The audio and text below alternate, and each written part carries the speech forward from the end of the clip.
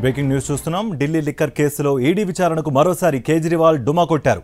నేడు విచారణకు హాజరు కాలేనని ఈడీకి ఢిల్లీ సీఎం కేజ్రీవాల్ లేఖ రాశారు. అయితే ఈడీ విచారణకు సహకరించేందుకు సిద్ధంగా ఉన్నా కానీ ఈడీ నోటీసుకు అక్రమం అన్నారు కేజ్రీవాల్. ఈడీ తనను అరెస్ట్ చేయాలని భావిస్తోందన్నారు. తన ఎన్నికల ప్రచారాన్ని అడ్డుకోవాలని ప్రయత్నిస్తున్నారంటూ కేజ్రీవాల్ ఆరోపించారు.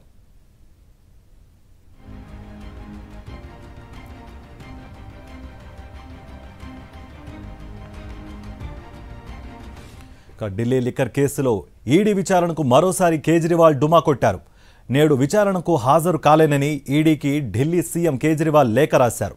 అయితే ఈడీ విచారణకు సహకరించేందుకు సిద్ధంగా ఉన్నా కానీ ఈడీ నోటీసు అక్రమమన్నారు కేజ్రీవాల్.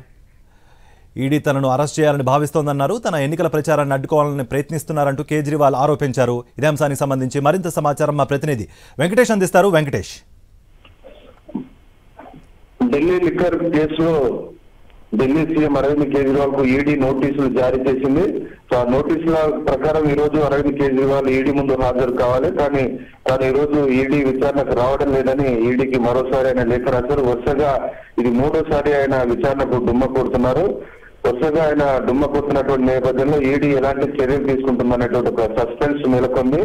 ప్రధానంగా ఈ ఢిల్లీ లిక్కర్ కేసులో దర్యాప్తుకు సహకరించేందుకు తాను సిద్ధంగా ఉన్నానని ఆయన ఆ లేఖలో ప్రకటించారు. కానీ ఈడీ ఇచ్చినటువంటి నోటీసులు ఇల్లీగల్ గా ఇచ్చారు, అందులో ఎలాంటి న్యాయం లేదు, అక్రమంగా ఇచ్చారనేది ప్రధానంగా అరవింద్ కేజ్రీవాల్ చేస్తున్నటువంటి వాదన. అలాగే ఈ మొత్తం వ్యవహారం వెనుక తనకు పదే ఈడీ నోటీసులు ఇవ్వడం వెనుక ఉన్నటువంటి అసలు ఆ కారణం రాబోయేటువంటి ఎన్నికల్లో తన ప్రచారాన్ని అడ్డుకునేందుకు కేంద్ర ప్రభుత్వం బీజేపీ పెద్దలు ప్రయత్నిస్తున్నారు. అందువల్ల ఈడీ ద్వారా తనకు నోటీసులు ఇప్పిస్తున్నారు. ఈడీ విచారణకు హాజరైన మరుక్షణమే తనను అరెస్ట్ చేయాలనేది అసలైనటువంటి కుతంత్రంగా అరవింద్ కేజ్రీవాల్ లేఖలో ఆరోపించారు. సో ఆ నేపథ్యంలో ఈడీ విచారణ పైన మరోసారి డుమ్మా కొట్టారు.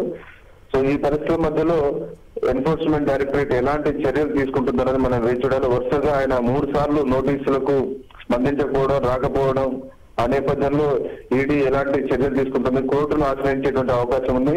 ఎందుకంటే కోర్టు ద్వారానే ఏ ప్రక్రియనా కానీ ఈడీ కానీ ఇతర ఎన్ఫోర్స్మెంట్ ఏజెన్సీలు చేస్తుంటాయి. ముఖ్యమంత్రి హోదాలో అరవింద్ కేజ్రీవాల్ ఉన్నారు కాబట్టి ఈ అంశాలన్నిటినీ కోర్టు వివరించి కోర్టు సలహా ద్వారా ఈ కేసులో ఈడీ ముందుకు వెళ్లేటువంటి అవకాశం మనకు కనబడుతుంది. Right Venkatesh, thank you for the update.